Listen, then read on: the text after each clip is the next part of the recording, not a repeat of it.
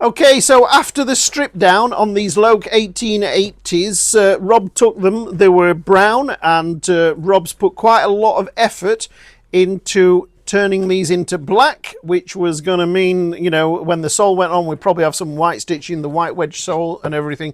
And he's dyed them black. One of them turned out great. The other one, in fact, let's concentrate on the great first.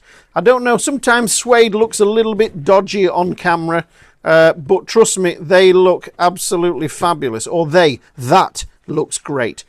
And this so often happens. Oh, Paul is here, look, with the coffees. Again, he's always getting coffees for us next door. Yeah, we'll get to that. You do. Yeah, lovely. Okay, so, the other one.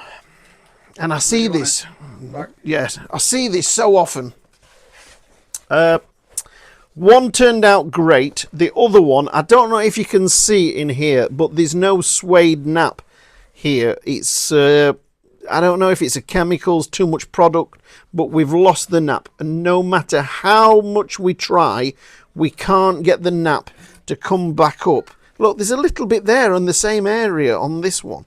But it's all down the side of that, and oh, that's how it should be. I mean, that is beautiful, so lovely suede. Yeah, it's lovely. It's lovely. It's like a brand new shoe. No, and then this one. Look at the other side of that one. Oh, the other side's not bad. Yeah, it was ready for a little bit more dye on there, but this is honestly dyeing your shoes. It really is a bit of a nightmare. Dyeing shoes, dyeing suede. You get the dye, you put it on, and it just sucks into the dye, into the suede. And you end up with a really well dyed area, and then you've got to keep doing that. It takes loads and loads of dye. People come in all the time. Can I buy some dye? What are you dyeing? Let me have a quick look at them first, because you might end up buying 30 quid's worth of dye to dye those, and then when you've gone to all that effort, all that expense, then you're going to throw them away. So let's have a look what you're doing. It really is. It's a voodoo art. People who can do it really well, but Rob can't, unfortunately. That's good. So what? They were cheap as chips. We don't want to carry on with them.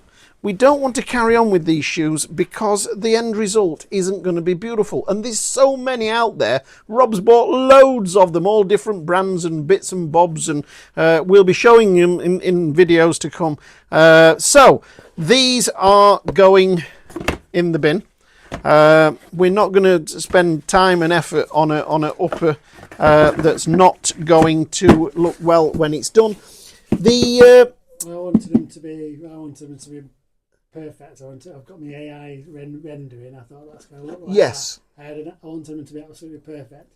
If they'd have been exactly like that other one, they would have been killing us. But we've put 40 quid and 5 hours labour into them. £40, 5 hours labour. Yeah, we're going to have to do the rebuild, and it's not really worth it. No, because we were always going to be looking at those shoes, thinking, oh, it's just not right. One of them looking nice, the other one. Because I've got some other.